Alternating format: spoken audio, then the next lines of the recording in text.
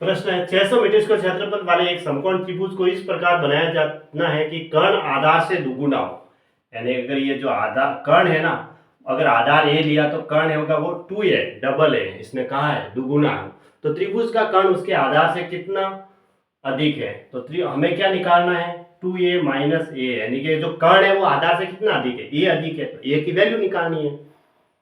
अब हमें इसका क्षेत्रफल दे रखा है, अगर ये 2a है और ये a है तो ये कितनी होगी, अंडरवुड के अंदर कर्ण का स्क्वायर माइनस आधार का square 4a square minus a square, यानी कि अंडरवुड 3a स्क्वायर, तो क्या बना ये अंडरवुड 3, ये बना। अब इसका क्षेत्रफल क्या होता है 1/2 आधार गुणा ऊंचाई, ऊंचाई है वो a अंडरवुड 3 आ गई और बराबर दे रखा है 600। ठीक है, अब 2 को उधर भेज दो तो a स्क्वायर अंडरवुड 3 बराबर 1200, अंडरवुड 3 नीचे आ गया तो a स्क्वायर बराबर कितना हुआ 1200 बटा अंडरवुड 3। अब अंडरवुड 3 से ऊपर नीचे गुणा कर दो, क्योंकि नीचे अंडरवुड नहीं चाहिए हमें, तो अंडरवुड 3 गुणा अंडरवुड 3 3 हो गया, 3 से इसको काटेंगे तो ये कितनी बार गया 400 बार ना। तो ए स्क्वायर की वैल्यू आ गई 400 अंडरवुड 3। हमें तो एक ही चाहिए कि कर्ण आधार से कितना अधिक है, तो एक ऑप्शन है वो सारे काफी दूर दूर दे रखे हैं। ठीक है, अंडरवुड 3 की वैल्यू कितनी होती है 1.73 ये होती है ना।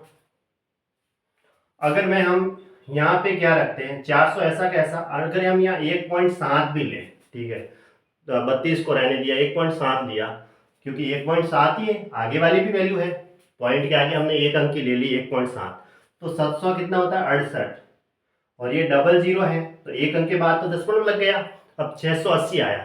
ठीक है, ए स्क्वायर की वैल्यू, तो ए की वैल्यू क्या होगी, ए की वैल्यू इसका अंडरवुड लेना है, तो 25 का स्क्वायर 625, 26 का स्क्वायर 676 है ना, तो 26 के स्क्वायर से भी ज्यादा है, क्योंकि 676 क्या होता है 26 का स्क्वायर होता है, तो 26 से ज्यादा होगी है ना। 26 से ज्यादा तो देखो ये भी नहीं है, ये भी नहीं है और ये भी नहीं है, इसका मतलब ये सही है। ए की वैल्यू कितनी आई 26.32 मीटर, ये इसका आंसर हो गया। बस ऐसे। अब 12% वार्षिक दर पर 14 महीनों के में 5000 रुपए पर कितना साधारण ब्याज मिलेगा।